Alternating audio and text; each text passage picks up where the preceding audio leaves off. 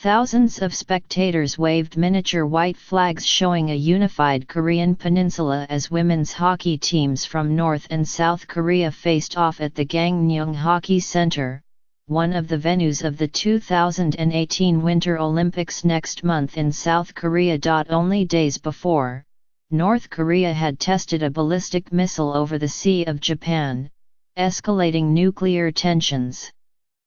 But for a few hours at this tournament in April, through a sport only marginally popular in South Korea, dreams of unification were stirred. South Korea won, 3-0, yet spectators were teary-eyed as the two teams shook hands and posed for pictures after the game.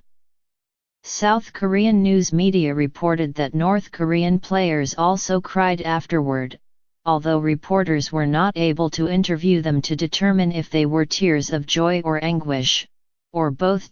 Park Jong-ah, the South Korean forward and team captain, told reporters that she held back from approaching the North Koreans because they seemed upset. "I wanted to put my arm around their shoulders, but I just couldn't do that," she said. "I'll try to do that the next time we meet." That meeting may come much sooner than any of the South Koreans expected. On Wednesday, officials from North and South Korea agreed to field a joint women's hockey team and march under the same flag at the Olympics, which begin February 9. The International Olympic Committee, which had been pressing for the two countries to cooperate during the Games, is expected to ratify the agreement at a meeting Saturday in Switzerland. So far, the only North Korean athletes to qualify for the Pyeongchang Games are a pairs figure skating team, but it is not clear if they will be among North Korea's delegation, which would number about 550 people and may also include a pop orchestra and supporters. The move to field a joint hockey team, supported by President Moon Jae-in of South Korea but met with some criticism by the public, has created uncertainty for the South Korean team, which has trained as a core group over the last 4 years and already is something of a hybrid. To fill out its roster and compete at the highest level, the Korean Ice Hockey Association recruited a handful of women's hockey players of Korean heritage from the United States and Canada. With their counterparts from South Korea, the women have established a familial bond while pushing to earn a reputation as a strong team, not just as one gifted a berth into their first Olympic appearance as the host nation. Among the greatest unknown is who from the North will be joining their team. Sarah Murray, the Canadian-born coach of the South Korean team, fielded those questions as she arrived in South Korea on Tuesday, facing a horde of reporters with a sudden, elevated interest in women's hockey and North Korean players. She mentioned a defender, whom she remembered as being a workhorse during the April game. It was one Cole Sun, but she only knew her number. When we played against them, she was blocking shots with her face, Murray told reporters. She's very intense.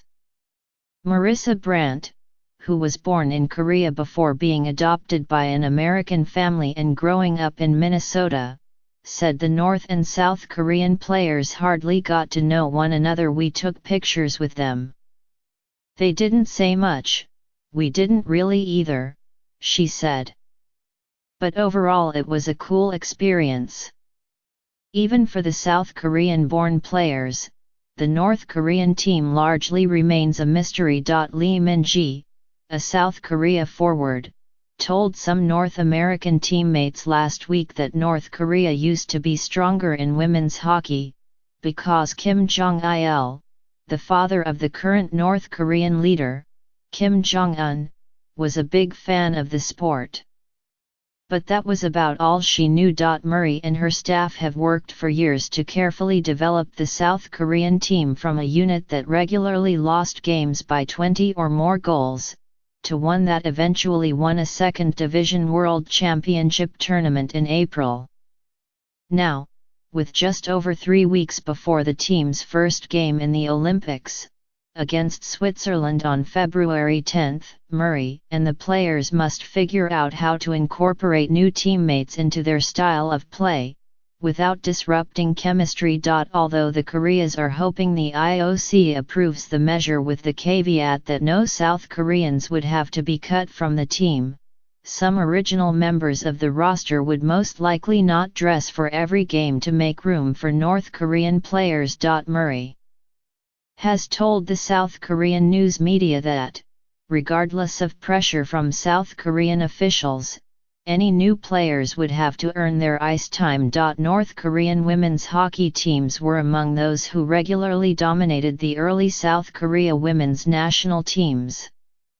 But in recent years, under Murray, the daughter of the former NHL coach Andy Murray, South Korea has surpassed them in skill. Now, those players may suddenly be in the position of being not only teachers and athletes, but also diplomats, training alongside citizens of North Korea.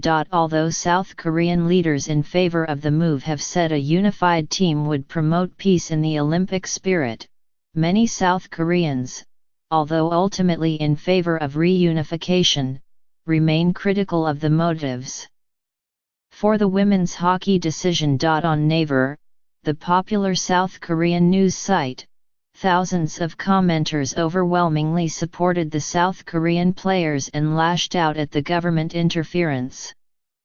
More than 22,000 people have signed an online petition against a unified team, arguing that the efforts of the South Korean players should not be sacrificed for political gestures. Yet others welcomed the decision. Laurent Dupont, the managing director of Peace and Sport, a global initiative based in Monaco that helped organize the April game, said in a phone interview on Wednesday that it took 3 to 4 months to arrange it. "We are quite proud to see what we have begun 1 year ago is becoming a reality during the Olympic Games," Mr. Dupont said.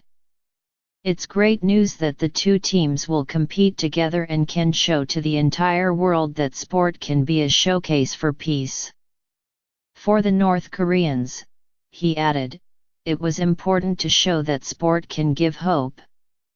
There were no political issues, no religious issues. Sport is something universal.